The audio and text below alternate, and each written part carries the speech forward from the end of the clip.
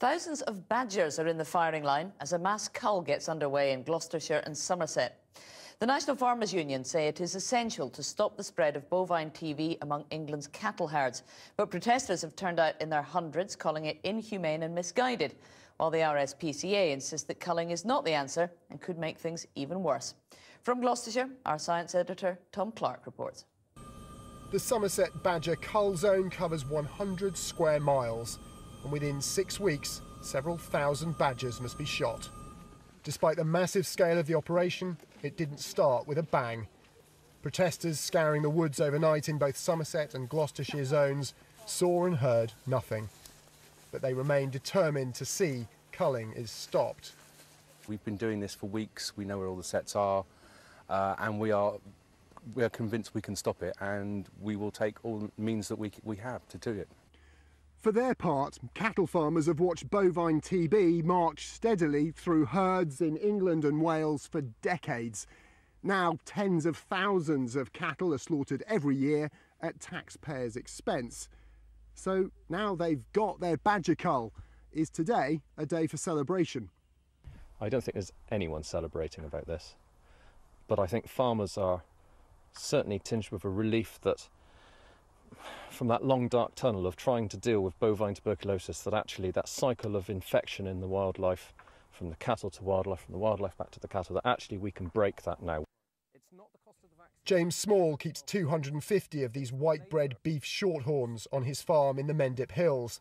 Last year he lost 2 to TB. Movement restrictions have just been lifted on his herd. In his mind, the cull is long overdue. Had the government had strength of resolve years ago to actually get on top of this, we wouldn't have been having to look at these measures now. So far, the feared clash between activists and badger cullers was yet to materialise. This evening, a camp of just 8 people near Minehead was the focus of protest against the Somerset cull. But the government will remain under wider pressure to prove a cull will actually reduce bovine TB. Today being forced to admit they weren't testing culled badgers for the disease. Badgers are tested for the humaneness of the culling operation, so that requires a certain kind of post-mortem. And as a result of that, it's not really possible to do proper post-mortems for tuberculosis. The only real proof of whether the wholesale culling of a protected species is worth it will be in the beef and dairy herds of the West Country. After all the political and emotional pain this cull has caused, our farmers will be praying that it works. Tom Clarke, Channel 4 News in Somerset. And with me now is the Environment Secretary, Owen Paterson. Now, as Tom was explaining, this cull's only taking place in limited pilot areas at the moment. What measures do you have in place to test whether or not it has reduced bovine TB in those areas once the cull's been finished? Well, we know perfectly well from the experience of the last government's culls and from very clear evidence overseas from a whole range of countries. But we won't need to take evidence from overseas when we've got the evidence in this country. The cull's going ahead. How much does it have to reduce bovine TB by before you then introduce the cull across the whole of England? Well, if I just finish, there is clear evidence that you cannot get rid of bovine tuberculosis in cattle if you only bear down on disease in cattle, as we've tried to do in this country in the last 15 years. If you look at the United States, Australia, New Zealand, and above all, Ireland, the Republic of Ireland had a very similar problem to us.